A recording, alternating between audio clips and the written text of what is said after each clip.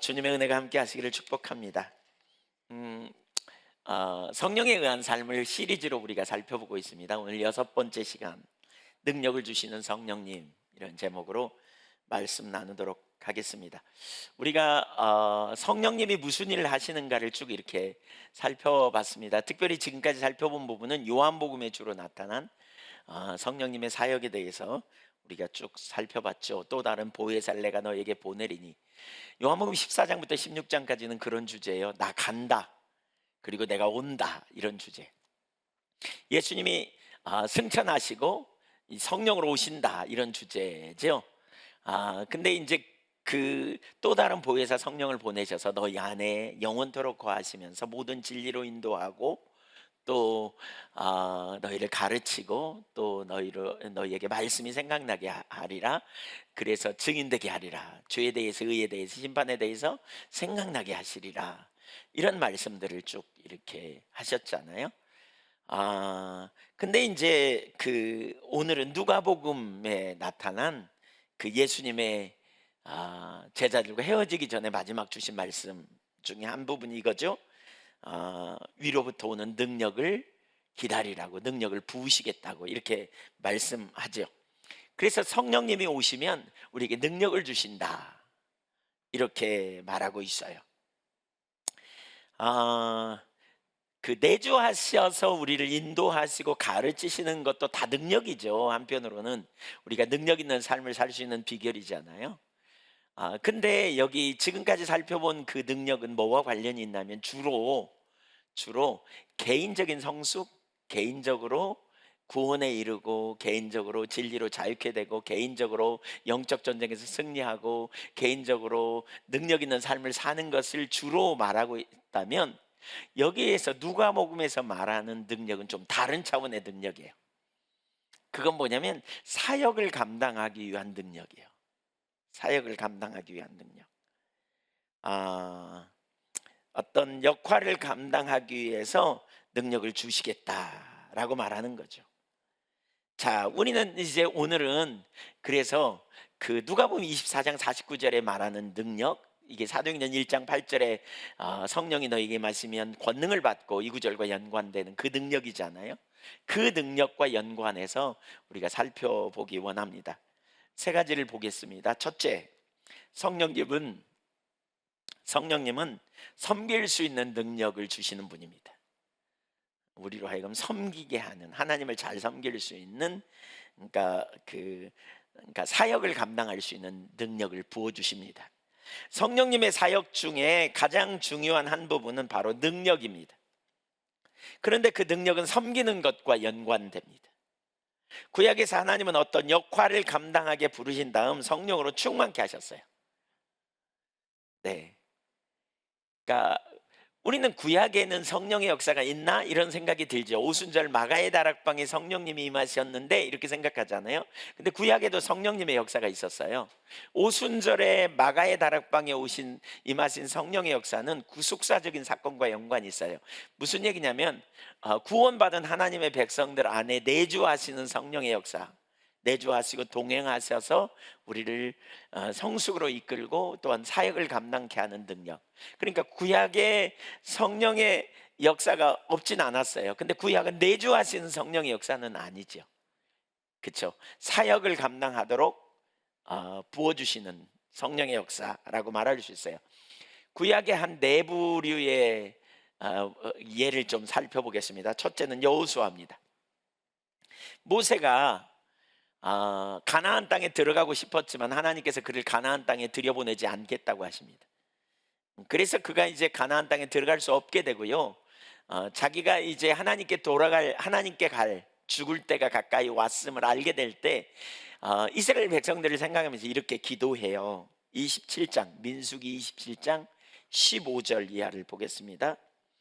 모세가 여호와께 여짜와 이르되, 여호와 모든 육체의 생명의 하나님이시여, 원하건대 한 사람을 이 회중 위에 세워서 그로 그들 앞에 출입하며 그들을 인도하여 출입하게 하사 여호와의 회중이 목자 없는 양과 같이 되지 않게 하옵소서.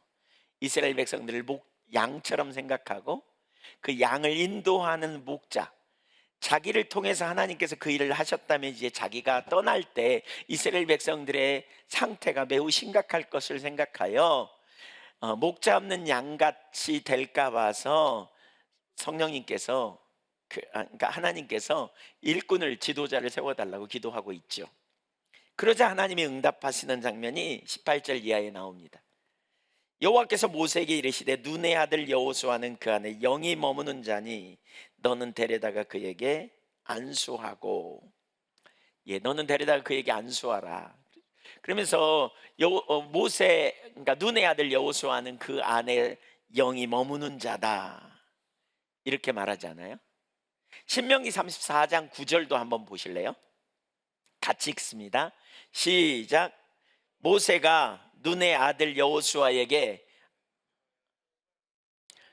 그에게 지혜의 영이 충만하니 이스라엘 자손이 여호와께서 모세에게 명령하신 대로 여호수아의 말을 순종하였더라. 그러니까 모세가 여호수아에게 안수했더니 지혜의 성령이 그에게 충만히 임했다, 이렇게 말하고 있습니다. 그러니까 여호수아가 성령으로 사역을 감당해낸 거죠. 그러니까 두 번째 지도자로, 얼마나 두렵겠어요. 모세같이 탁월한 지도자 다음으로 지도자 역할을 하려고 그러니까 얼마나 쉽지 않겠어요. 근데 뭐라고요? 성령의 능력으로 그 일을 감당하도록 기름 부으셨다는 거예요. 기름 부으셨어요. 그래서 여호수아 시대의 역할을 감당하는, 주님의 일을 감당하는 그러한 능력을 부어주신 거죠. 그런 능력을 하나님께서. 두 번째, 사사들에게 하나님은 성령을 부으셔서 그 시대를 이끌어내십니다. 사사 시대는 여호수아가 죽고 난 이후의 새로운 시대거든요. 근데 이 사사 시대에 전체를 통할하는 그런 지도자가 세워지지 않게 돼요. 그러니까 그런 여호수아가 그런 지도자를 세워야 되는데 그게 안 돼요. 그리고 이제 이 사사 시대에는 딱 흩어져 버리잖아요. 각 지역으로. 여호수아 시대의 땅을 정복하고 흩어지잖아요. 그러니까 이제 중앙 집권제가 아니고 각기 그냥 이렇게 살아가게 되는 가운데 많은 사람이 자기 중심으로 돌아가요. 근데 아주 중요한 게 있거든요. 뭐가 있냐면, 이 여호수아 시대에 무슨 문제가 있었냐면, 그러니까 사사 시대, 여호수아 시대에 하나님께서 그 가나안 땅을 정복하면서 그 지역의 사람들 다 몰아내라 그래요. 가나안 토착민을 몰아내라 그래요. 근데 못 몰아내요. 그냥 적당히 타협하고, 그래서 결국 사사기 시대에 실패합니다. 많은 경우에. 저는 이 구절을 보면서 참 그런 생각이 들더라고요. 출애굽 여정에서 하나님께서 그들을 빚으시고 그리고 가나안 땅에 들이셨는데, 가나안 땅에서 그들이 철저하게 하나님 중심적인 삶으로 설 때에 그 다음 세대가 실패하지 않았는데 그 세대가 실패한 거예요. 적당히 타협하고 그냥 지나갔기 때문에 그 다음 세대가 유혹을 받아서 실패한 거예요. 그래서 이스라엘 백성들이 하나님을 떠나면 하나님께서 심판하세요. 그래서 대적을 붙이시고 고통을 경험하게 되면 또 그들이 회개하고 돌이킬 때 하나님께서 한 사람을 세우셔서 그에게 성령의 능력으로 대적의 손에서 건져내게 하는 일이 사사기 시대에 일어난 일이에요. 반복적으로 운니엘, 에훗, 삼갈, 드보라, 기드온, 뭐 이렇게 쭉 나타나잖아요. 삼손 이렇게 쭉 나타나죠. 입다, 뭐 삼손 이렇게 쭉 나타나는. 근데 이들에게 뭐 하느냐? 하나님께서 그들을 부르셔서 성령의 능력으로 감당하게 하신 거예요. 사사기 3장 9절 읽어보겠습니다. 같이 읽죠. 사사기 3장 9절. 이스라엘 자손이 여호와께 부르짖음에 여호와께서 이스라엘 자손을 위하여 한 구원자를 세워 그들을 구원하게 하시니 그는 곧 갈레브 아우 그나스의 아들 온니엘이라. 자 보세요. 여기 한 구원자를 세웠어요. 누가요? 하나님이요. 온니엘을 세웠어요. 근데 10절 보세요. 여호와의 영이 그에게 임하셨으므로 그가 이스라엘의 사사가 되어 나가서 싸울 때에 여호와께서 메소포타미아 왕 구산 니사다임을 그의 손에 넘겨 주심에 운니엘의 손이 구산 니사다임을 이기니라. 여호와의 영이 그에게 임하셔서 사사가 되고 전쟁에 승리케 하였다는 거예요. 여기 이렇게 말하고 있잖아요. 운니엘이 정말 똑똑했거든. 그래서 운니엘을 택하셔가지고 운니엘이 자기 지혜와 능력으로 이스라엘을 승리케 하였더라, 이렇게 말하고 있지 않아요. 운니엘에 대한 정보는 뭐예요? 갈렙의 아우 그나스의 아우 그러니까 아들이었다 정도였죠.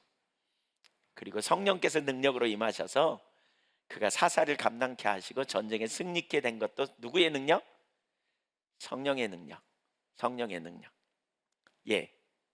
기드온 얘기도 나와요. 미디안의 압제 아래에서 고통당하는 이스라엘 백성들이 부르짖을 때 하나님이 기드온을 세우죠.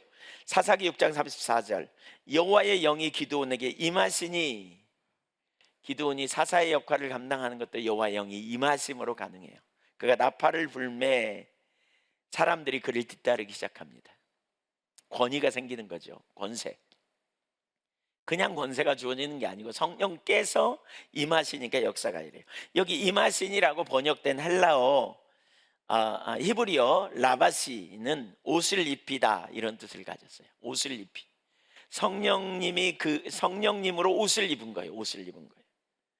따라서 하나님의 영이 기드온을 옷 입히듯이 무거운 장비로 감싸듯이 하여 그를 이끌고 갔다, 이렇게 말하는 거죠. 왜 엘리사 이야기, 엘리사가 엘리야에게 그러잖아요. 당신의 두루마기를 내게 입혀서 당신보다 영감을 2배나 더하게 하옵소서. 그래서 보통 기도하잖아요. 하나님, 주의 종들에게 성령의 두루마기를 입히사, 이렇게 기도하잖아요. 성령의 두루마기를 입히사, 성령께 완전히 싸매어져 가듯이 전적인 성령의 역사예요. 기드온이 그런 고백을 하잖아요. 기드온이 뭐라고요? 나는 므낫세 지파 중에 우리 집은 가장 작은 자입니다. 그런데 내가 무슨 힘으로 감당할까요? 그랬더니 주님이 반드시 내가 너와 함께하여 한 사람을 물리치듯, 한 사람 물리치듯이 미디안의 대군을 물리치리라, 그러면서 주의 성령을 부으신 거예요. 성령을 부으신 거예요. 그 능력으로. 입다 이야기도 나와요. 사사기 11장 29절을 보면 같이 읽어볼까요? 시작. 이에 여호와의 영이 입다에게 임하시니 입다가 길르앗과 므낫세를 지내서 길르앗 미스바에 이르러 길르앗 미스베에서부터 암몬 자손에게로 나아갈 때에, 여기 암몬 족속과 전투에서 승리하는 비결 뭐냐? 입다는요, 그 기생의 아들로서 불량배예요. 불량배. 술집을 전전하고 했던 불량배예요. 근데 그를 하나님이 부르셔가지고 성령을 보내셔서 그를 통해 너무나 놀라운 일을 감당하게 하시는 거죠.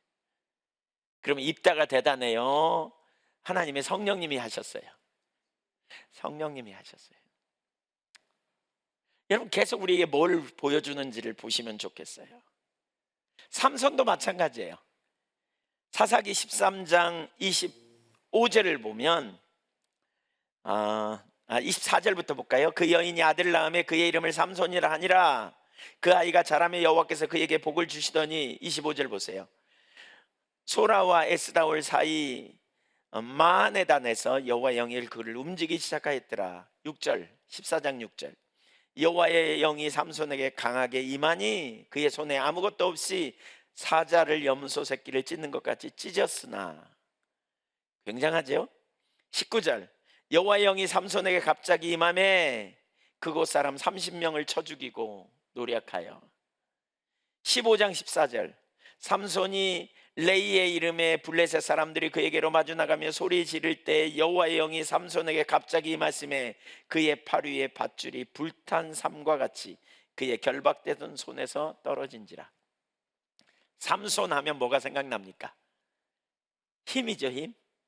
근데 여기 보세요. 그냥 힘이 있었던 게 아니에요. 원래 타고난 힘이 아니에요. 여호와의 영이 임하시니까 힘이 있어요. 여호와의 영이. 보세요. 여호와의 영이 임해서 사자의 입을 찢어서 죽였다. 여호와의 영이 임하니까 30명을, 적군 30명을 한순간에 죽였다. 여호와의 영이 힘이 임하니까 그가 밧줄에 묶여 있다가 순식간에 그 밧줄이 끊어져 버렸다. 능력도 있는 거죠. 그 여호와의 영으로 그 일을 감당한 거죠. 왜 삼손에게 그 여호와의 영으로 힘을 주었느냐? 그 힘을 통해서 하나님의 목적을 성취하고자 하신 거예요. 통치하고자 하신 거예요. 힘이 없어도 우리는 주님의 일을 감당할 수 있다. 주님이 부르시면. 맞습니까? 네, 그걸 보여주는 거예요. 계속. 세 번째, 사울과 다윗의 이야기도 똑같습니다. 하나님께 사울을 부를 때가 사무엘상 9장 10절 이하에 보면 내가 이스라엘 백성들을 블레셋 사람의 대적의 손에서 건져내고 내가 내 백성을 통할하리라 이렇게 말하거든요. 근데 암몬이 진공했을 때 하나님께서 사울 임금에게 성령을 부으십니다. 사무엘상 16장 11장 6절 시작. 사울이 이 말을 들을 때 하나님의 영에게 크게 감동되매 그의 노가 크게 일어나. 여기 크게 감동되매라는 말의 헬라어 히브리어 원어를 보면 문자적으로는 하나님의 신이 사울에게 강력하게 임하였다라는 의미예요. 하나님의 영이, 성령이 사울에게 강력하게 임했다는 거예요. 어떤 소식을 들을 때에 그가 역할을 맡았어요. 왕으로서의 역할을. 근데 대적이 일어났다는 거예요. 적군이 침입했다는 거예요. 그 말을 들을 때 여호와의 영이 힘있게 그에게 임하였다는 거예요. 왜요? 그 일을 감당하도록 하려고. 그래서 사울이 하나님의 장중에 붙잡힌 거예요. 그래서 감당할 능력을 그에게 하나님이 부어주신 거예요. 그것을. 그가 성령 충만하게 되자 권위가 생기면서 사람들이 사울의 말을 듣기 시작하고 모이기 시작합니다. 처음에 사울이 세워지니까 사울을 비난했던 사람들이 있거든요. 사울은 그냥 겁이 있어가지고요, 두려워갖고요, 숨었고요. 그가 지명되자 숨었고요. 그가 세워질 때 어떤 사람들은 사울을 조롱했어요. 근데 여호와의 영이 충만해가지고 그가 전령들의 손에 손을 잡아 각을 띄어갖고 각 지역에 보내니까 군사들이 몰려와요.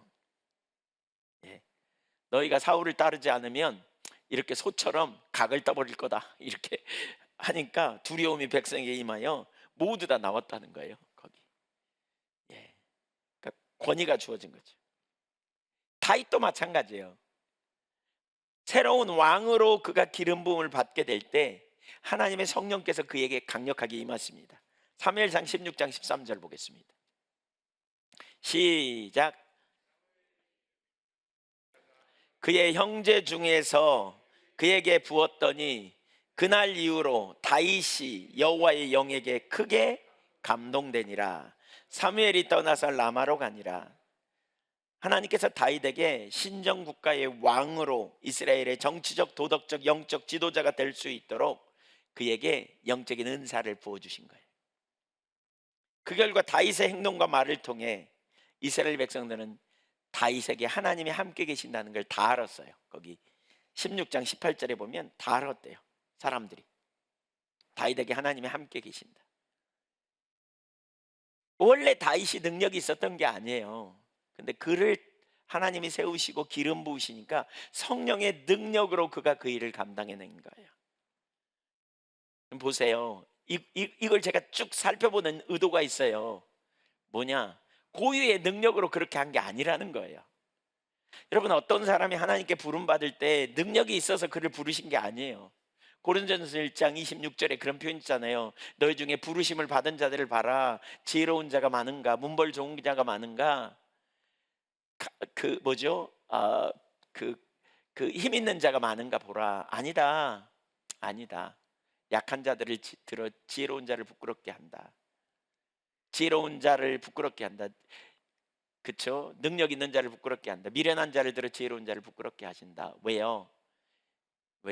28절 그 29절을 보세요. 29절을 보면 그렇게 말해요. 아무 육체도 하나님 앞에 자랑하지 못하게 하려고.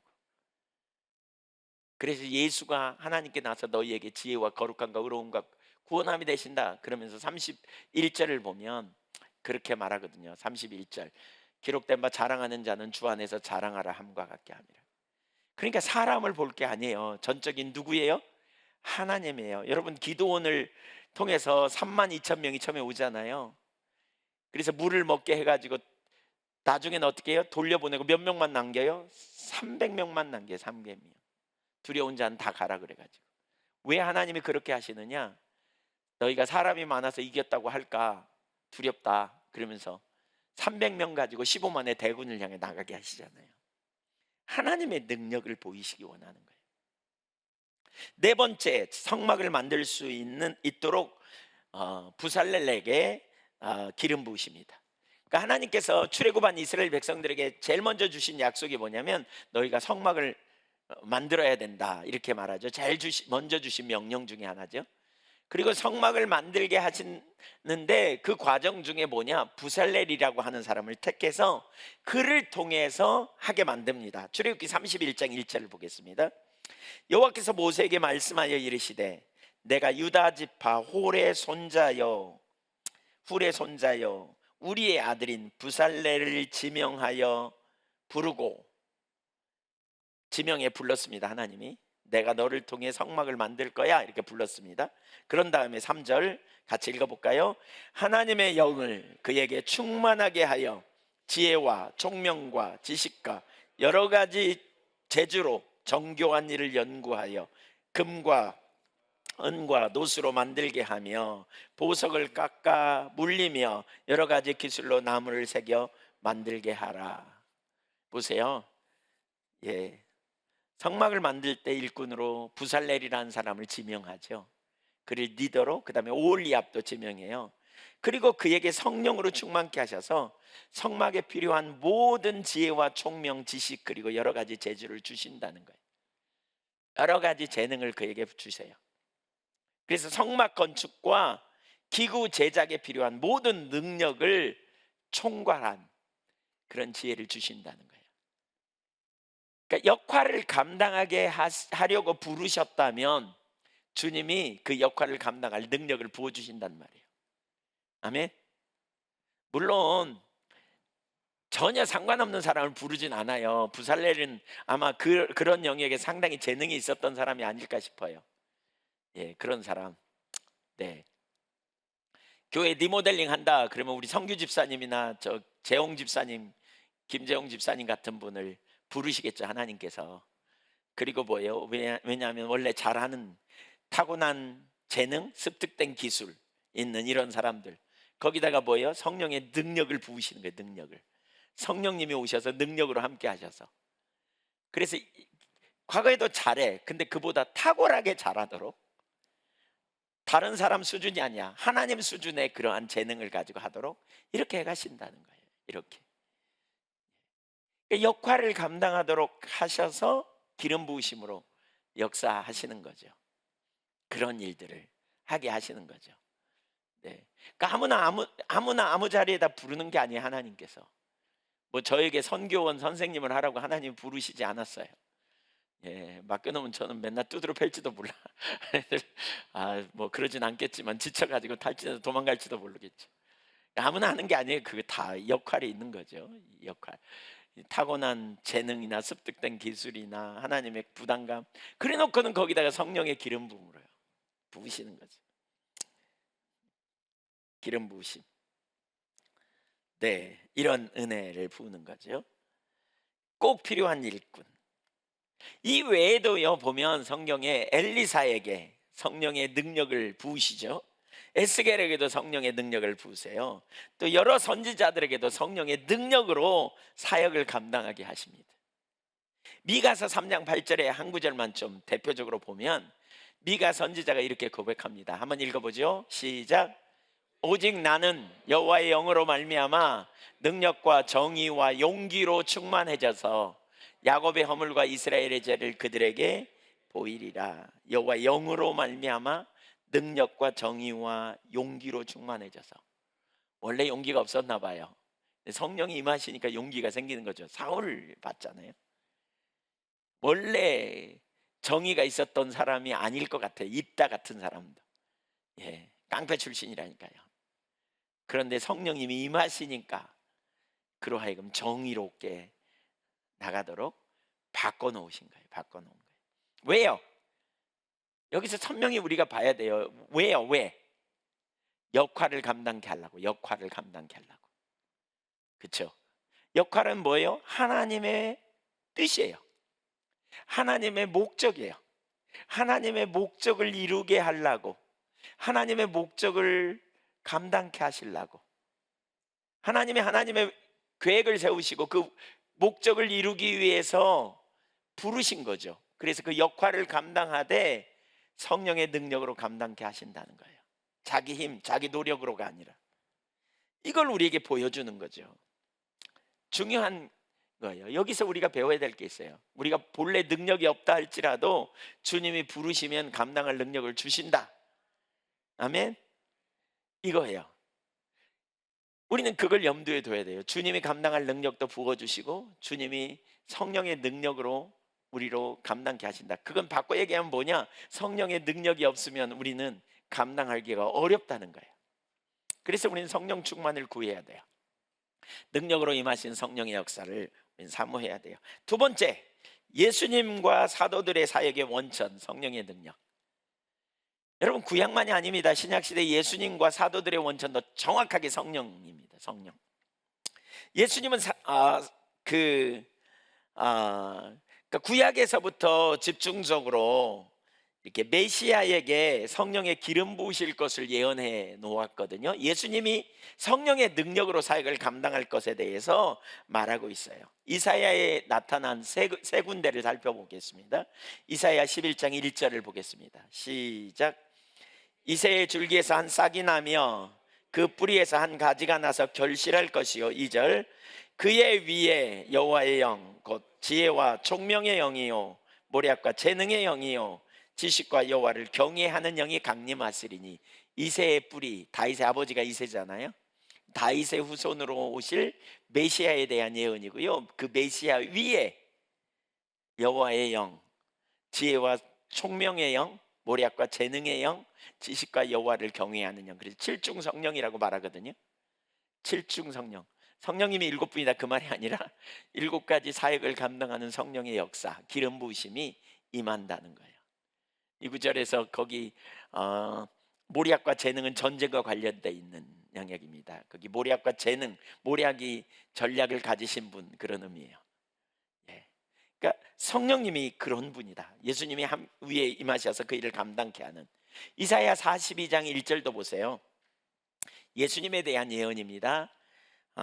이방의 공의를, 정의를 베푸는 것이 예수님의 사역입니다. 근데 그 사역을 위해서 무슨 일이 있느냐? 내가 붙드는 나의 종 내 마음에 기뻐하는 자 곧 내가 택한 사람을 보라. 내가 나의 영을 그에게 주었다 그랬어요. 예수님이 성령으로 사역을 감당하신 거예요. 성령의 능력으로 사역을 감당했어요. 이사야 61장 1절을 또 보실까요? 여기는 이제 누가복음 4장의 예언이 성취되는 장면이 나오는데 같이 읽어보죠. 시작. 주 여호와의 영이 내게 나타났으니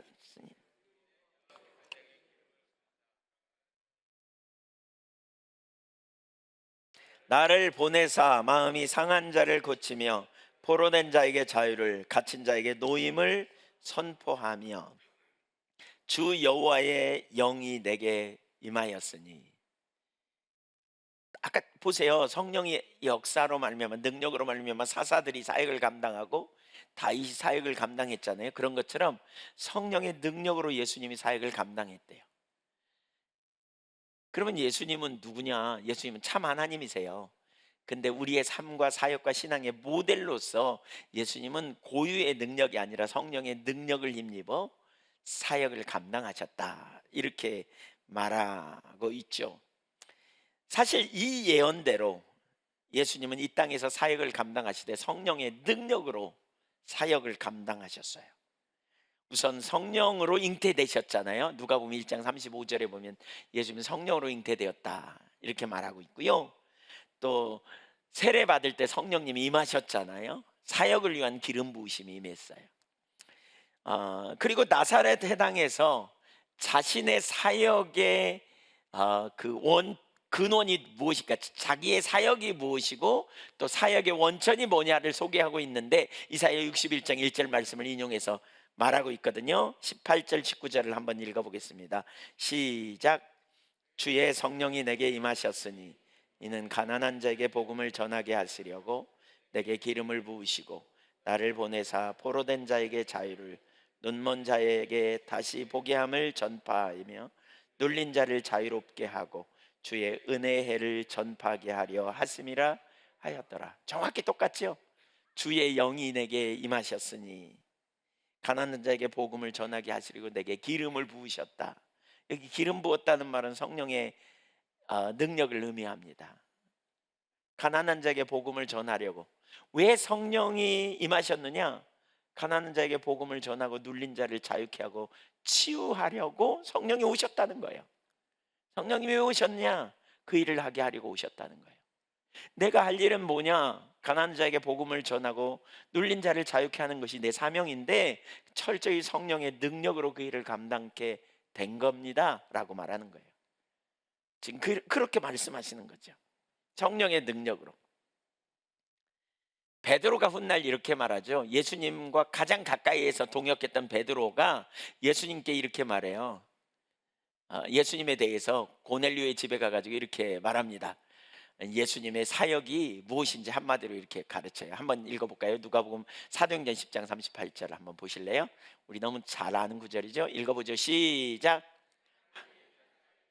성령과 능력을 뜻하셨으며 그가 두루 다니시며 선한 일을 행하시고 마귀에게 눌린 모든 사람을 고치셨으니 이는 하나님이 함께 하셨습니다.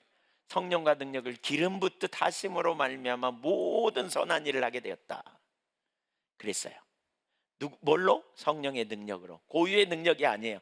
예수님이 고유의 능력으로 하셨다면 우리는 예수님을 따라갈 수가 없어요.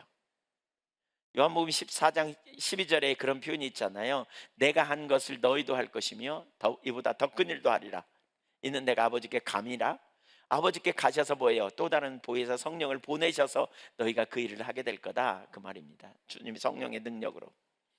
네, 그 능력으로 예수님이 그렇게 사역하셨어요. 네,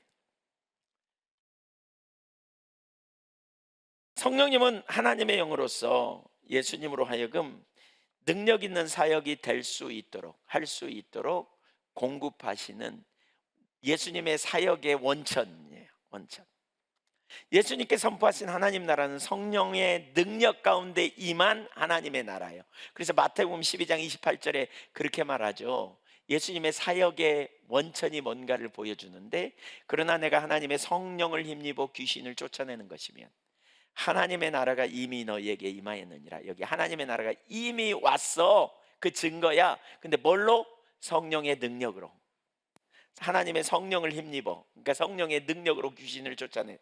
이게 하나님 나라가 온 것의 증거야. 그래서 예수님이 선포하신 하나님 나라는 성령의 능력 가운데 임한 하나님의 나라. 성령의 능력으로 임한 하나님 나라. 그래서 예수님이 제자들에게 동일한 하나님 나라를 전파하라고 말하면서 바로 성령의 능력으로 감당할 수 있다고 가르치신 거예요. 그게 이제 누가복음 9장 1절을 보세요. 12제자를 파송하면서 능력과 권세를 주셔서 보내요. 그냥 한 게 아니고. 시작. 12제자를 불러 모으사 모든 귀신을 제어하며 병을 고치는 능력과 권위를 주시고 2절 하나님의 나라를 전파하며 앓는 자를 고치게 하려고 내보내시며 하나님 나라를 전파하며 앓는 자를 고치게 하려고 내보내셨다. 병을 고치는 능력과 권위를 주셨다. 그래서 부활하신 예수님께서 승천하시기 전에 이제 제자들에게 위로부터 오는 능력이 입혀질 때까지 기다리라 그렇게 말씀했죠. 오늘 본문 49절을 다시 볼까요? 24장 49절 볼지어다 내가 내 아버지께서 약속하신 것을 너희에게 보내리니 그게 뭐예요? 성령님입니다. 그러면서 위로부터 너희는 나는 보낼 거야. 그러니까 너희는 위로부터 능력이 입혀질 때까지 이 성에 머물러 있어 이렇게 말하죠. 예수님이 승천하셔서 보내신다는 거예요. 성령님을. 그러니까 너희는 뭐하라? 이 성에 머물러 있어. 내가 보낼 때까지. 왜? 너희가 능력으로 입혀줘야 돼. 겉옷이 입혀줘야 돼. 능력으로. 아까 보셨잖아요. 성령의 겉옷이 입혀진 두루마기가 입혀질 그 일을 위해 기다리라는 거예요. 왜 이 능력이 필요할까? 왜? 46절 이하를 다시 보세요. 오늘 본문 46절 이하. 왜 이 능력이 필요하냐? 그리스도가 고난을 받고 3일 만에 죽은 자 가운데서 다시 살아날 것과 또 그의 이름으로 제사함을 받게 하는 회개가 예루살렘으로부터 시작하여 모든 족속에게 전파될 것이 기록되었으니 바로 너희가 이 일의 증인이야. 너희가 이 일을 전해야 돼. 예수님이 십자가에 달려 죽으셨지만 사흘 만에 살아났고, 그리고 그분이 모든 인류의 죄를 대속할 하나님의 어린 양, 우리에게 구세주가 되시는 분이야. 누구든지 예수를 믿고 회개하면 성령을 선물로 받을 수 있어. 이걸 전파해야 될 사명이 너희에게 있어. 너희가 바로 그 증인을 해야 돼, 돼야 돼. 그래서 위로부터 오는 능력이 필요한 거야, 이렇게 말해요. 여러분 한번 잘 생각해 보세요. 제자들은 우리하고 달라요. 제자들은 우리 수준이 아니에요. 예수님이 직접 부르셨고요, 예수님이 직접 가르치셨잖아요. 하나하나 다 그들에게. 그리고 예수님이 능력을 나타내셨잖아요. 예수님이 병자를 치유하시고요, 예수님의 죽으심도 예수님의 부활도 다 목격했잖아요. 그러면 증인 될 만할 수 있잖아요. 근데 뭐라고 한 줄 아세요? 위로부터 오는 능력이 입혀질 때까지 기다리래. 너희가 이 일을 감당해야 돼. 이게 내가 너희를 부른 목적이야 라고 말하면서, 그런데 너희가 이 증인되는 일을 감당하려면 위로부터 능력이 와야 돼. 그래서 사도행전 1장 4절에 너희는 예루살렘을 떠나지 말고 기다리라 그러잖아요. 내가 아버지께서 약속하신 것을 받아 너희에게 보내리니 기다리라 그러잖아요. 그리고 예수님이 승천하셔서 10일 만에 성령님을 보내신 거 아니에요? 그래서 오직 성령이 너희에게 임하시면 너희가 권능을 받고 예루살렘과 온 유대와 사마리아와 땅끝까지 이르러 내 뭐가 되리라? 증인이 되리라. 증인이 되리라 그랬어요. 증인이 되어야 할 것이다 말하고 있지 않아요. 성령이 임하시면 증인이 되는 거예요. 되는 거예요. 성령이 임하셔야 그 능력이 우리 가운데 입혀지고 그 역사를 우리가 이루어갈 수 있는 거죠. 증인. 예수님은 증인이 되려면 능력이 필요한 걸 알았어요. 성령으로 하지 않으면 안 돼. 성령으로 하지 않으면 정말 성령님이 하셔야 돼. 성령님이. 네. 오순절에 과연 성령님이 임하셨고요, 사도행전이 그렇게 시작되잖아요. 우리 사도행전 내내 봤죠. 사도행전을 보다가 지금 성령님에 의한 삶을 우리가 보는데, 오순절에 성령님이 임하시면서 핵심 증인의 역할을 감당하는 사람들의 이야기가 쭉 나오죠. 그런데 이들은 모두 성령의 사람들이었던 거 아세요? 성령의 역사로 새로워졌을 뿐만 아니라 능력으로 말씀을 선포한 자들이죠. 사도행전 전반부는 누구 이야기예요? 베드로와 다른 사도들, 그리고 빌립과 누구죠? 스데반 이야기가 사도행전 전반부에 쭉 나옵니다. 주로 사도행전 전반부의 핵심 그 주인공은, 그러니까 다루는 주제는 베드로 이야기입니다. 베드로가 어떻게 성령으로 충만해가지고, 베드로가 누구였어요? 겁쟁이였어요. 도망갔어요. 예수님 3번이나 부인했어요. 그런데 그가 변화돼서 어떻게 성령의 능력으로 감당했는가. 후반부는요, 바나바 이야기가 좀 나오다가 결국 바울 이야기가 쭉 나옵니다. 바울이 어떻게 성령으로 그 일을 감당했는가 이야기들이 쭉 다루고 있죠. 쭉 다루고 있어요. 이들은 말씀을 선포하고요, 치유 사역을 통해서 예루살렘에서부터 시작해서 온 유대와 사마리아와 안디옥, 갈라디아, 소아시아, 마게도냐, 아가야, 그리고 노마에까지 복음을 전하는 놀라운 일을 이룹니다. 베드로 보세요. 그가 전한 메시지를 보세요. 여러분, 베드로가 성경 정말 많이 알았을 것 같으세요? 그렇지 않았을 거예요. 베드로는 어부였고요, 먹고 사느라고 바빠서 성경 많이 못 봤을 거예요. 성경을 전문적으로 공부한 사람도 아니고. 그 사내들인 공회가 뭐래요? 저 무식한 사람이 어떻게 저렇게 성경을 잘하냐, 그리고 이상히 여겼다 그러지 않아요? 어떻게 그 일이 있었을까요? 성령께서 능력으로 임하시면서 그가 어쩌면 조각 모음으로 알았던 성경 구절들이 꿰졌을 거예요. 이렇게 예수님이 메시아고, 특별히 그가 전한 주된 메시지는 예수님의 죽음과 부활이잖아요. 그래서 그분이 그리스도다, 이걸 성경 구약 시편부터 시작해가지고 쫙 꿰. 어떻게 해요? 성령의 능력이에요. 더 놀라운 사실은 그의 설교를 들은 수많은 사람들이 우리가 어찌할꼬, 그리고 회개하고 뒤집어졌다는 거예요. 그는 못 배운 사람이라니까요.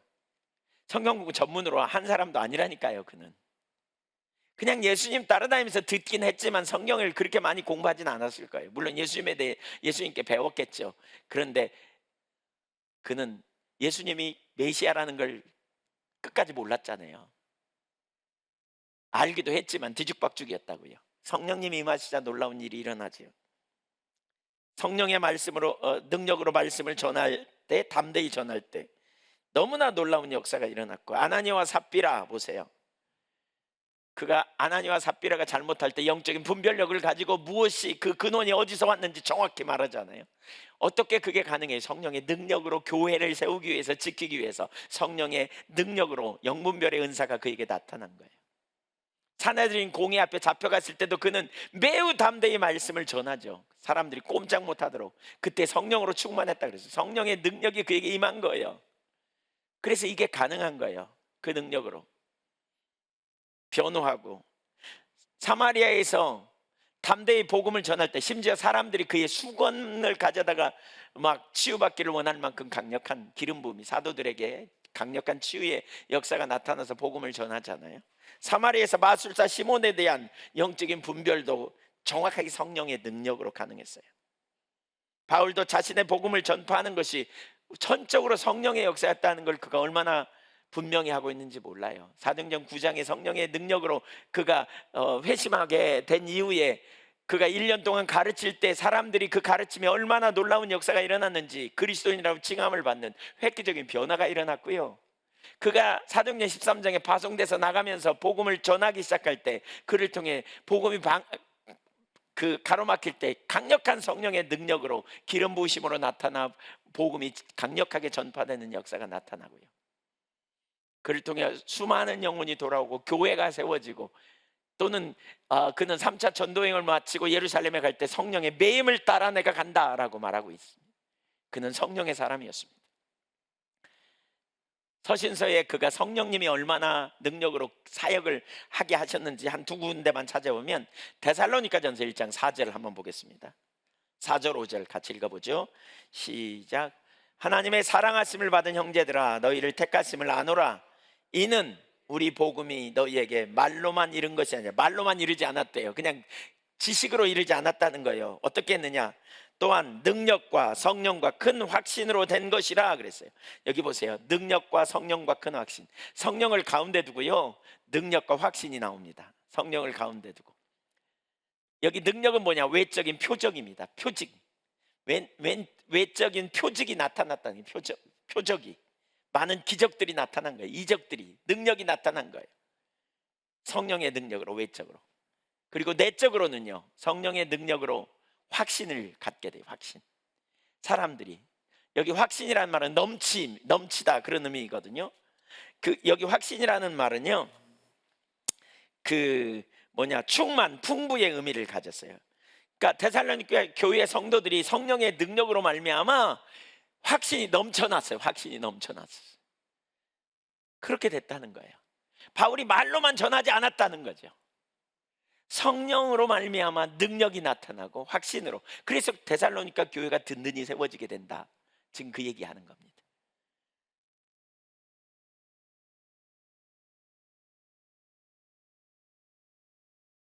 고린도전서 2장에도 그런 표현을 하죠. 2장 4절. 내 말과 내 전도함이 설득력 있는 지혜의 말로 하지 아니하고 다만 성령의 나타남과 능력으로 하여 너희 믿음이 사람의 지혜에 있지 아니하고 다만 하나님의 능력에 있게 하리 함이라.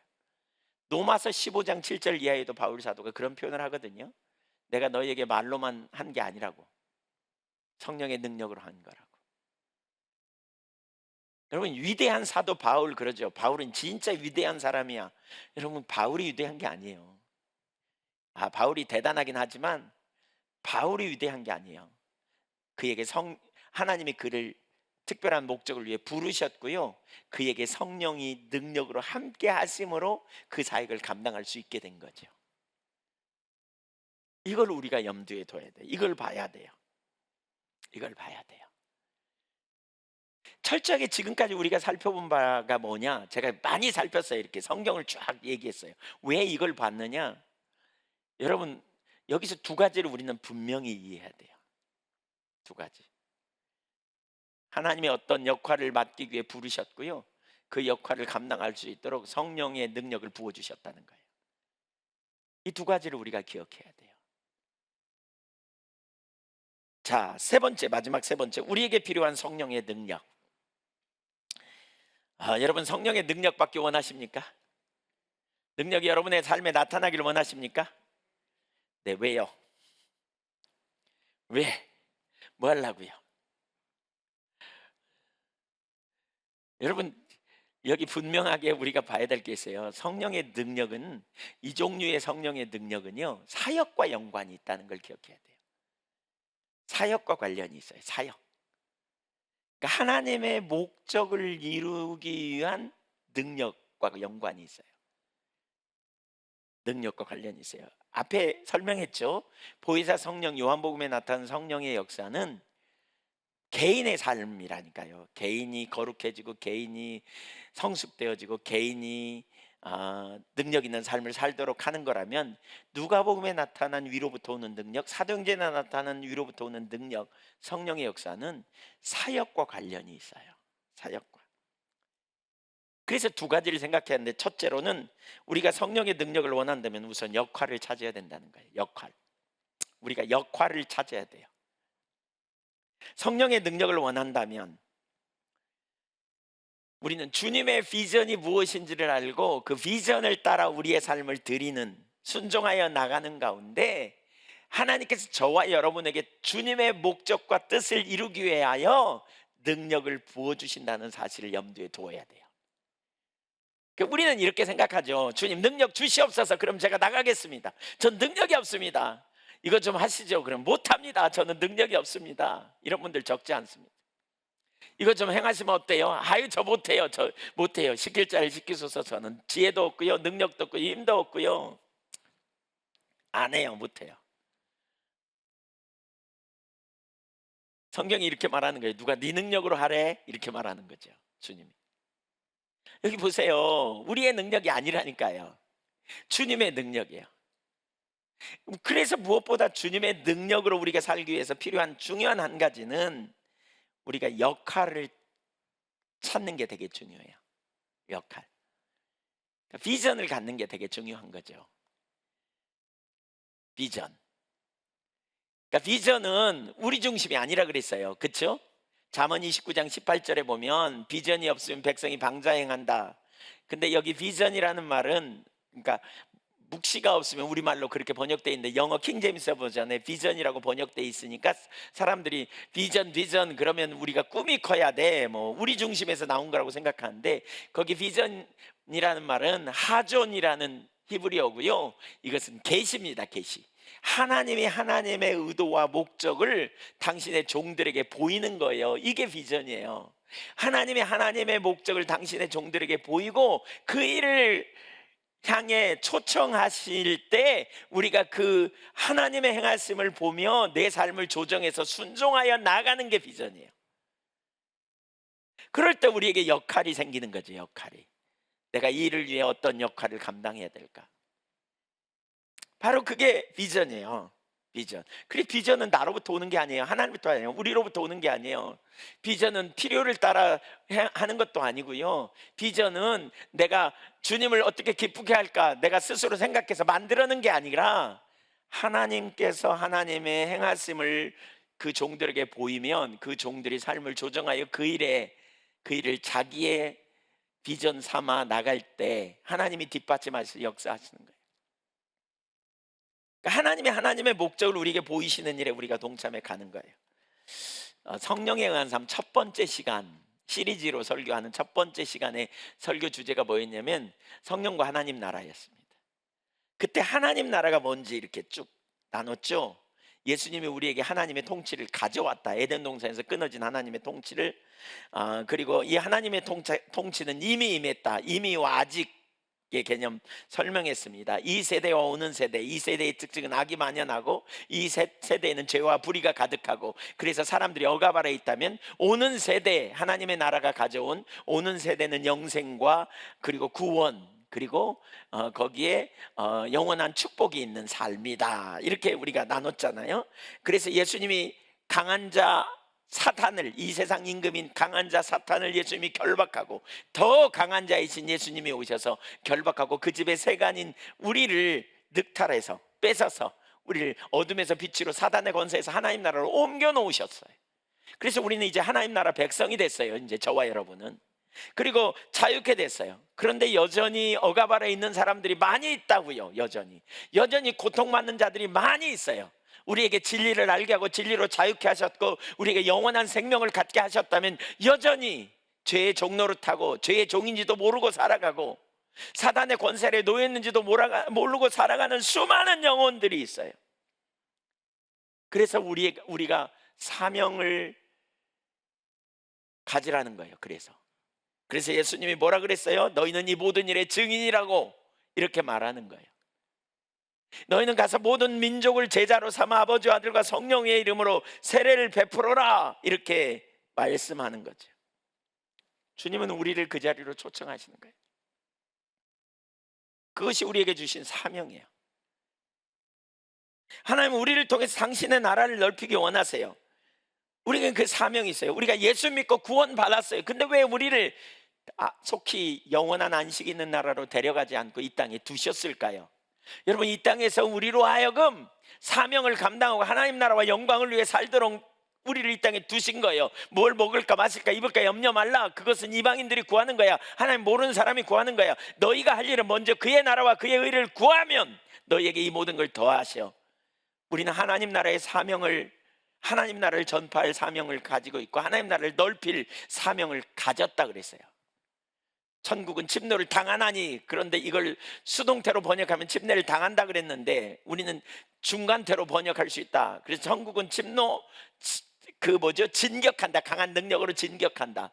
저와 여러분을 통해 천국은 강한 능력으로 진격하고 넓혀지기를 원하는 거예요. 적극적으로 우리가 나아가 복음을 전하고 적극적으로 눌린 자를 자유케 하고 적극적으로 하나님 나라를 세워가는 사명을 가지고 나아갈 때에 하나님 나라가 넓혀지는데, 바로 저와 여러분이 그 일에 부름받은 자라는 의식을 가지고 살아가야 한다는 거예요. 주님은 우리에게 영혼 구원에 대한 사명을 주셨을 뿐만 아니라 다음 세대를 세우도록 초청하셨습니다. 가정에서 그러고요, 교회에서 그렇게 우리의 다음 세대에게 예수님을 알게 하고 우리의 다음 세대가 가치관이 변화되어 정말 하나님 중심적인 그러한 세계관을 가지고 서도록 도와줘야 되고, 또 하나님의 비전을 갖도록 그들을 격려하고 세워줘야 돼. 그들을 치유하고 그들을 하나님 나라 군사로 세워야 될 사명이 우리에게 있단 말이에요. 여러분, 제가 우리 감리교 여기 호남 지역의 교회를 제가 정책 세미나에 이제 조만간 가서 발표하려고 하다 보니까 10년 동안 통계를 내다 보니까요, 아이들이 반절로 딱 줄은 거 있죠. 교회 숫자가, 그 숫자는 10년 동안 한 2,000명 정도 줄은 것 같아요. 그러니까 그렇게 많이 줄진 않았어요, 이렇게. 근데 아이들은요 8,000명에서 4,000명으로 줄었어요. 반토막 나서, 딱 반토막 났어요. 작년 1년에 감리교회 그 교단 통계를 보니까 58,000명이 교회를 떠나고요. 교회 예산으로는 922억이 달라갔어요. 줄어들었어요. 교회가 급속도로 쇠퇴되고 있어요. 지금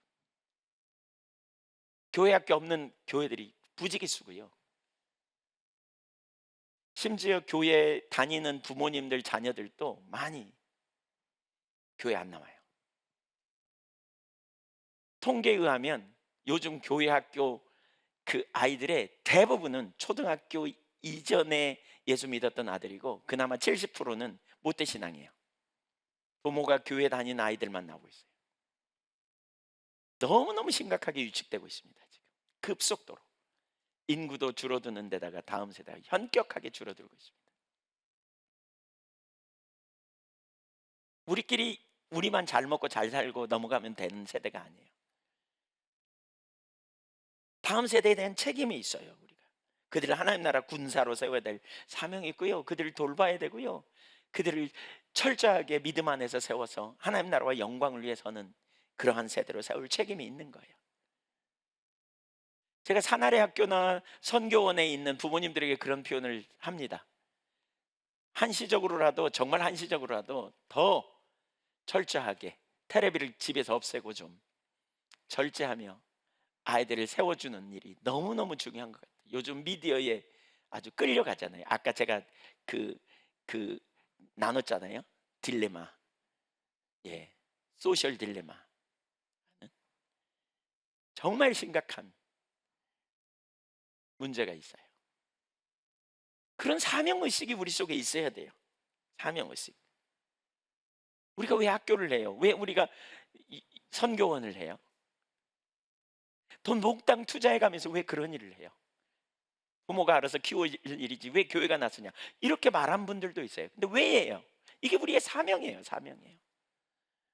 다음 세대를 세워야 될 사명이 있어요. 역할을 감당하고. 주일학교, 왜 주일학교 아이들을 뭐 어른들 예배 드리는 시간에 애들 갈 데 없으니까 구색 맞추라고 주일학교 하는 거 아니잖아요.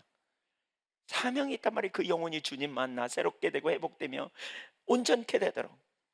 캠퍼스의 사역을 왜 우리가 해요? 그들 전도해갖고 우리 교회 올 것도 아닌데 왜 그 일을 해요? 군선교 왜 해요? 왜? 그게 우리에게 주신 하나님 나라의 사명이에요. 왜 우리가 해외의 사역을 감당해요? 왜 우리가 선교사님들을 후원하고 그들에게 선교비를 보내고 또 외국에 우리가 관심을 갖는 이유가 뭐예요? 하나님 나라예요. 하나님 나라. 사명이 있단 말이에요. 하나님은 또한 우리를 노년 세대를 돌보게 하셨어요. 그래서 우리는 요양원을 하고 있죠 지금. 근데 그 요양원이 어떻게 서야 되는지 생각해 보세요. 그냥 단순한 돌봄이 아니에요. 우리는 그 영혼을 주님께로 인도하는 일이 있어야 되고요.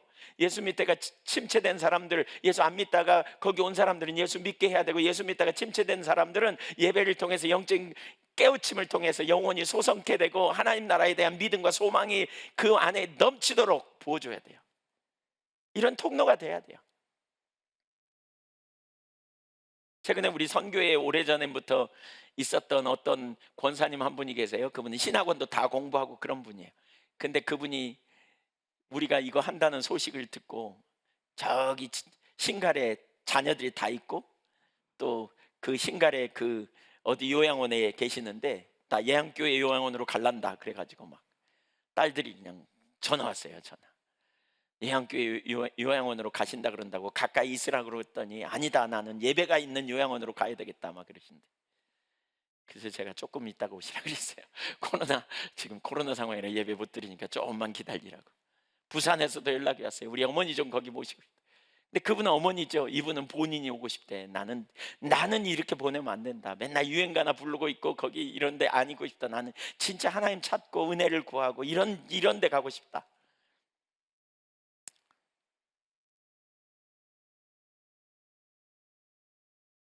진짜 사명의식으로 이거 하지 않으면 안 돼요. 여러분, 이거 그냥 우리 돈벌이 하려고 그런 거 아니잖아요. 우리 진짜 하나님 나라를 넓히고 하나님 뜻이 이루어지는 이 사명의식. 여러분, 이거 하나님께서 우리를 향해 그런 비전을 가지고 우리를 초청하고 계시는 거예요. 그 일을 하는 게 쉽지 않아요. 섬기는 거. 저는 요양원 엊그제도 가면서 보면서 섬기는 분들 너무 참 소중하고 귀하고. 누가 해요? 이거 누가 해요?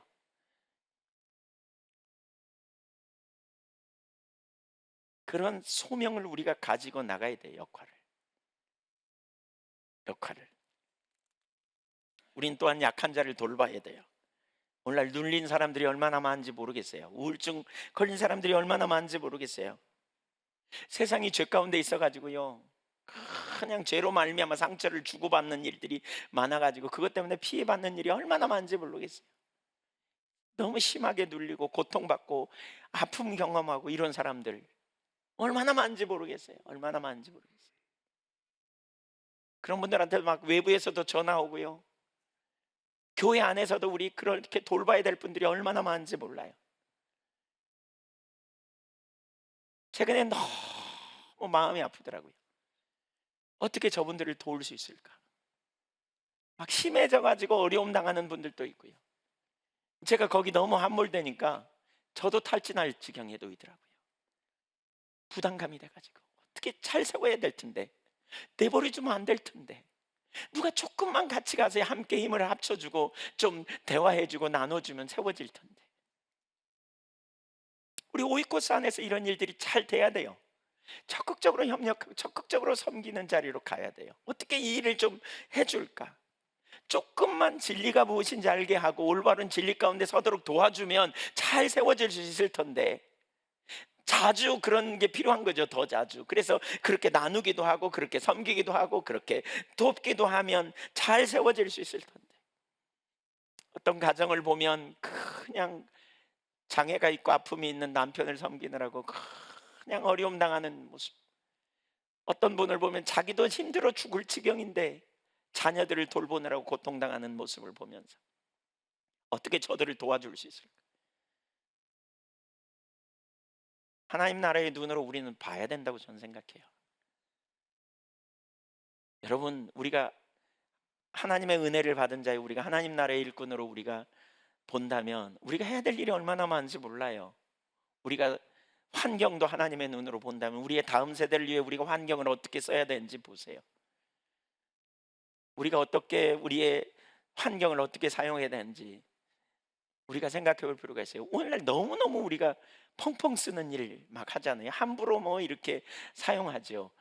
제 동기 목사님 여러분 아실 거예요. 나인 목사님이라고, 중국에 20년 있다가 여기 이제 와서 사역하시는 동기 목사님이 그러는 거예요. 본인이 한국에 들어와서 진짜 깜짝 놀란 게 있대요. 한국에 계속 살았던 사람은 몰랐을 거라는 거예요.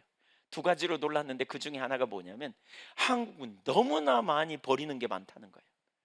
처음에 와서 그런 생각했대. 쓰레기통만 주워갖고 잘해도 살 거 별로 없겠다, 이런 생각했다는 거예요. 중국은 안 그런데 중국에서 오랫동안 사역하다가 선교사로 사역하다 한국에 와보니까 엄청 많이 버리더라는 거예요. 음식도 버리고 뭐 쓸만한 물건도 버리고 너무나 막 버리더라는 거예요.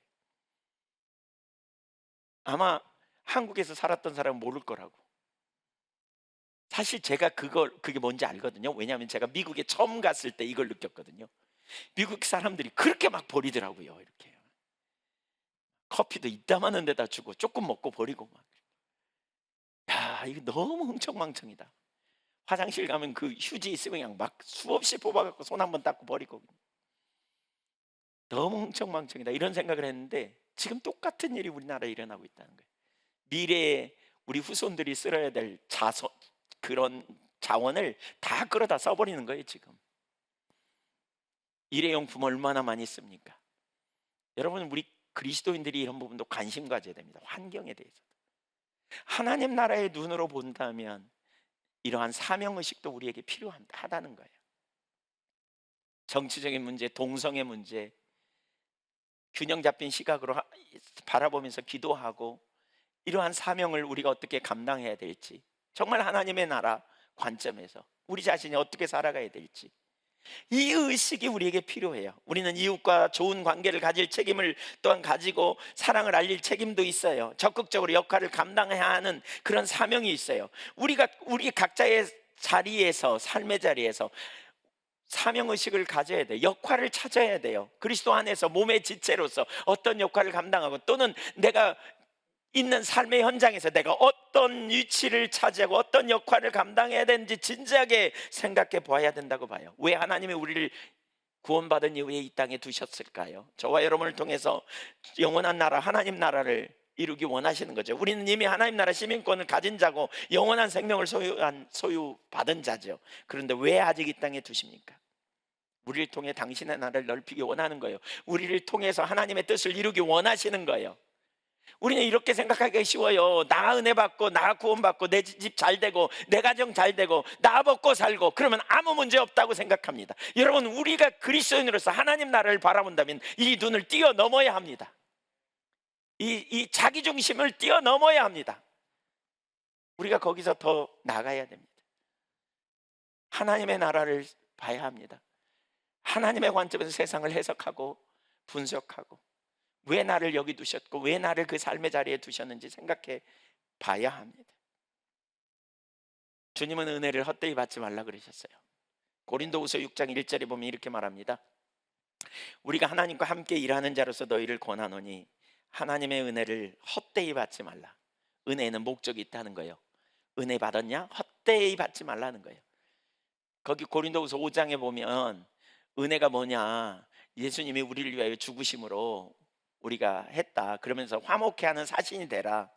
6장 후반절의 관점으로 이걸 보면 거룩하게 살아라, 거룩하게 살지 않으면 너네가 은혜를 쏟는 거다, 이런 관점이고요. 더 나아가 9장을 보세요. 9장 8절에 보면 이렇게 말합니다. 은혜의 목적이 있는데 보세요. 하나님 9장 8절, 고린도후서 9장 8절, 하나님이 능히 모든 은혜를 너희에게 넘치게 하시나니 이는 너희로 모든 일에 항상 모든 것이 넉넉하여 모든 착한 일을 넘치게 하려 하심이라. 모든이라는 단어가 많이 나오죠. 넘치려, 넘치게 한다는 단어가 많이 나오죠. 능력의 하나님이 우리에게 모든 은혜를 넘치게 주신다는 거예요. 근데 그 의의가 뭐냐? 주실 수 있다는 거예요.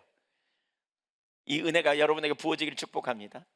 근데 왜 그러느냐? 이는 그 이유는 모든 일에 항상, 모든 일에 항상 모든 것이 넉넉하여 모든 착한 일을 넘치게 하려고.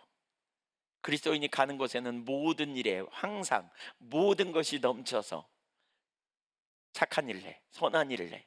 무엇이 선한 일인지, 무엇이 올바른 일인지 의를 실현하고 왜곡된 걸 깨뜨리고 하나님의 기준 가운데 서고 하나님의 길을 따라 우리가 행하고 적극적으로 이렇게 나가는 거예요. 적극적으로. 우리에게 선한 일이 뭔지 생각해 보세요. 하나님의 나라와 그의 의를 구하는 거예요. 무엇을 먹을까 마실까 입을까 염려하지 말라요. 둘에 피는 백합화 공중에 난 새를 보라고 그러시잖아요. 수고하지 않아도 너희 천부께서 먹이신다고 하시잖아요. 너희는 먼저 그의 나라와 의를 구하래요. 더 하시겠다고. 여러분, 우리는 하나님 나라의 관점에서 세상을 바라볼 수 있어야 돼요. 우리 인생을 해석해야 돼요. 그리고 역할을 찾는 거예요. 역할. 내가 무엇을 할까? 하나님이 지금 무슨 일을 하기 원하시는가? 제가 나눴죠. 하나님 다음 세대를 세우기 원하는 일들, 하나님 노인 세대를 돌보는 일들, 군선교 캠퍼스, 또 어려서부터 다음 세대를 잘 세워가는 일들, 또 복음이 부지런히 전파되기 원하는 하나님의 열망, 이런 영역들. 그렇죠? 교회 안에서 그런 역할을 또한 여러분 우리 유원에 있잖아요. 관리하는 일들, 또 청소하는 일들, 이런 다 작은 일이 아닙니다. 사람을 섬기는 일입니다. 이게 적극적으로 역할을 감당해서 나아가는 거예요. 하나님의 능력을 경험하기 원한다면 사실 역할을 찾아야 돼요.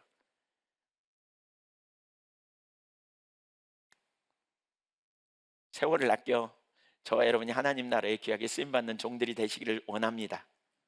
두 번째로 마지막입니다. 성령의 능력을 사모하는 겁니다. 역할을 찾는다면 그 다음에 성령의 능력을 사모해야 합니다. 자, 제가 여쭤볼게요. 여러분 중에 사역하다가 좀 지친 분 손 들어보세요. 난 약간 지친 기운이 있다, 이런 거 손 들어보세요. 네. 네. 없어요? 아, 예, 우리 손든 분이 좀 있어요. 예, 저도 좀 지쳤어요. 제가 어제는요, 제 아내한테 날 내버려 두라 그랬습니다.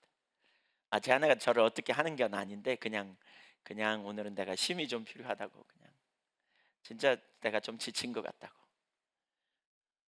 제가 좀 지친 것 같더라고요. 육신적으로도 지치고요. 지친 것 같아요. 어떤 데는 기도 사역하고 섬기다 보면 그분의 그러한 어떤 상황이 제게로 오버랩되는 것처럼 느껴질 때가 있어요. 그래서 힘들어요, 제 마음이.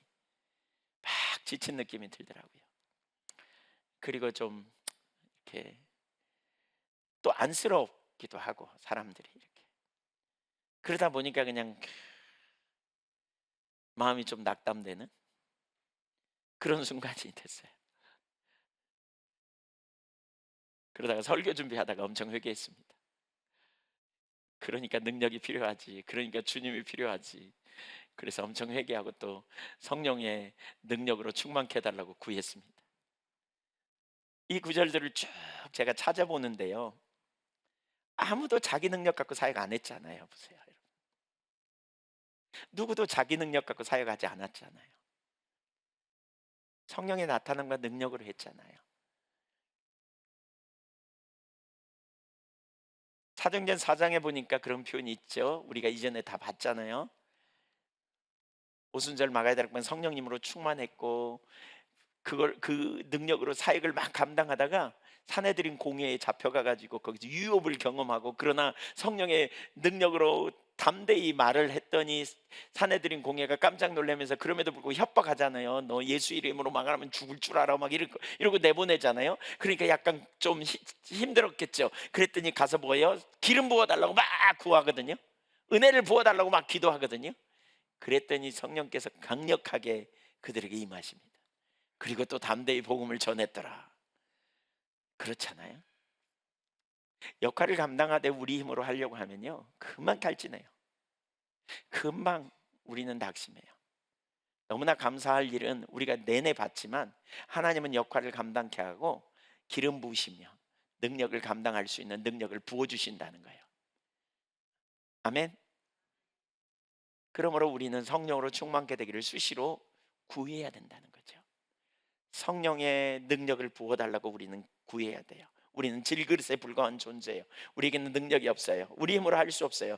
예수님 자신이 성령으로 사역하였고 제자들에게 성령으로 사역할 것을 위로부터 오는 능력이 입혀질 때까지 기다리라고 말씀하셨고, 그렇게 될 때 너무나 놀라운 능력의 역사가 나타났잖아요. 그렇게 놀라운 능력. 바울 사도가 얼마나 놀랍게 쓰임 받았습니까? 그럼에도 불구하고 그렇게 놀랍게 쓰임 받은 바울 사도가 사도행전 2장에 보면, 사도행전 17장에 보면 아덴에서 실패합니다, 철저히. 그리고 18장에 가가지고 그 고린도에 갔을 때 그가 어떤 태도를 취했는지 고린도전서 2장 3절에는 그렇게 말하죠. 내가 너희 가운데 거할 때에, 너희 가운데 갔을 때 약하고 두렵고 심히 떨었다. 약하고 두려워 심히 떨어 성령의 나타남과 능력으로 복음을 전하기 위하여 그가 기도했지 않겠어요? 성령님께 초점을 두고 능력을 부어달라고 기도하지 않았겠어요? 그 능력으로 사역을 감당할 수 있었던 것이지요.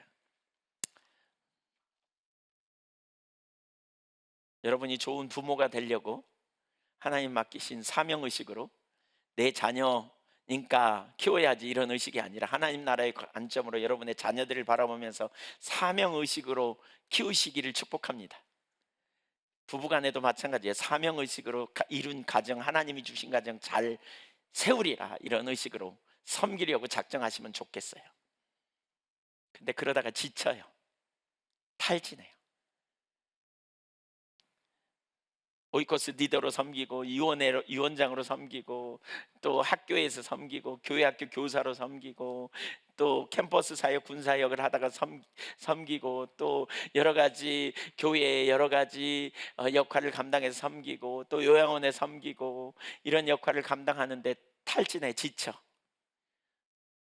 난 아무래도 안 맞는가 봐. 그리고 도망가지 말고요, 위로부터 오는 능력을 기다리며 우리가 능력으로 입혀지기를 사모하여 나가시자고요. 우리가 그 능력을 사모하십시다. 주님께서 능력을 부어주시고 지혜와 권세를 주시고 전략을 주셔서 능히 저와 여러분을 이기게 하실 줄로 믿습니다. 하나님 앞에 지금 힘들면 솔직하게 그렇게 말하세요. 하나님 저 힘들어요. 하나님 저 능력이 없어요. 하나님 저 바닥났어요. 저를 성령으로 충만케 해주세요. 제가 어젯밤에도 오늘 새벽에도 계속 그렇게 기도했습니다. 오늘 아침에도 하나님 저 주님의 능력이 필요합니다. 능력이 필요합니다. 제게 그 능력을 부어주세요. 살만하신 분 손 들어보세요. 은혜가 필요한 분 손 들어보세요. 네, 은혜가 필요합니까? 네. 손 안 든 분들은 저를 위해 기도해 주세요. 네, 네. 은혜가 필요합니다. 저게. 여러분 주님의 은혜가 필요합니다. 잘 안 됩니까? 발진하지 말고요. 하나님이 여러분에게 주신 사명이라면, 하나님이 여러분을 앞서서 가신다면 감당할 능력을 그분이 주셔야 돼요. 지혜와 전략과 능력을 부어달라고 구하시자고요. 아멘. 제가 학교를 생각하면서 여기에 어디에 좋은 학교가 나왔어요. 그러니까 장소가 여기 장소 비좁고 막 선교원도 비좁고 그래서 어디 좀 나가면 좋겠다 막 그러다가 좋은 장소가 나왔어요. 너무 좋은 장소예요. 그런데 값도 확 떨어졌대요. 그래서 그냥 야 신난다 그리고 알아봤더니 학교 그 뭐지 학교 부지 뭐 이런 거라 대출이 안 된대. 그래서 제가 마음에 그냥 상심이 돼가지고 또, 네, 또 이런 것들이 저한테 쌓이고 쌓이고 쌓여서 제가 환경에 초점이 좀 돌아갔던 것 같아요. 그래서 제가 어제 막 그랬어요. 하나님, 제가 이런 상태예요. 마음이 좀 그래요. 하나님, 어떻게 일이 그냥 한목에 팍 되어지면 안 될까요? 막 이런, 너무 제가 앞섰어요. 죄송해요. 근데 제 마음이 힘들어요. 역할을 감당하다 보니까 어떤 때 힘들어요. 그냥 그렇게 고백하자고요. 주님 앞에 있는 그대로. 여러분, 제가 보니까 생각보다 그런 분이 별로 없는 것 같은데, 예, 아니면 손을 안 드신 건지 잘 모르겠는데, 어떻게 이진숙 성도님 선생님 할 만해요? 네, 손 안 드시는데, 제가 알기로는 손 들으셔야 될 것 같은데 안 드시는데, 네, 예. 정말 하나님 은혜가 아니면 안 되는 성령의 능력으로 우리가 그러한 역사를 경험하는 자리로 가면 좋겠다. 네, 새로운 기회가 되겠다. 이렇게 생각이 됩니다. 사실 우리가 성령을 구하면요, 성령님이 우리에게 함께 하실 때 신약 시대의 성령의 역사는 은사로 나타납니다. 은사. 사실 은사를 어떤 사람은 능력으로 생각하는데, 은사도 섬기라고 주신 거예요. 섬김. 그래서 고린도전서 12장 31절에 보면, 12장의 은사에 대해 쭉 얘기하다가 31절에 이렇게 말하거든요. 너희는 더욱 큰 은사를 사모하라. 내가 제일 좋은 길을 너희에게 보이리라. 이 더욱 큰 은사가 뭐냐? 많은 사람이 사랑이라 그래요. 왜냐하면 13장에 사랑이 나오니까. 근데 아니에요. 14장 1절에 사랑을 따라 구하라. 특별히 예언을 하려고 하라. 그래서 제일 큰 은사는 예언으로 나와요. 그러면 여기 왜 13장 가운데에 사랑이 나올까? 왜 은사를 다루다가 왜 사랑이 나올까? 섬김이기 때문에 그래요. 섬김. 방언의 은사를 제한 성령의 나머지 모든 은사는 공동의 위익이에요. 타인의 위익이에요. 다른 사람 섬기라고 주시는 거예요. 여러분, 섬기라고. 다른 사람 덕을 세우기 위함이다, 이런 표현이 되게 많이 나와요. 고린도전서 12장 7절에 공동의 유익을 위해서, The common good, 영어 성경에 보면 그렇게 말하고 있고요. 네, 14장 5절에 보면 덕을 세우기 위함이다, build up, 건축하기 위함에 그 사람을 주님께 세우는 거예요. 방언의 은사만 개인의 유익이고 나머지는 다 남을 섬기는 거예요. 그래서 그 사도행전 13장에 그렇게 말하잖아요. 천사의 말을 하는 방언, 뭐죠? 또 뭐죠? 모든 비밀을 알 만한 예언, 또 이 산을 옮겨 바다에 던지라 하는 믿음의 은사, 그 다음에 구제의 은사, 몸을 불사르게 되어줄 구제의 은사가 없어서 사랑으로 하지 않으면 꽝이라는 거예요.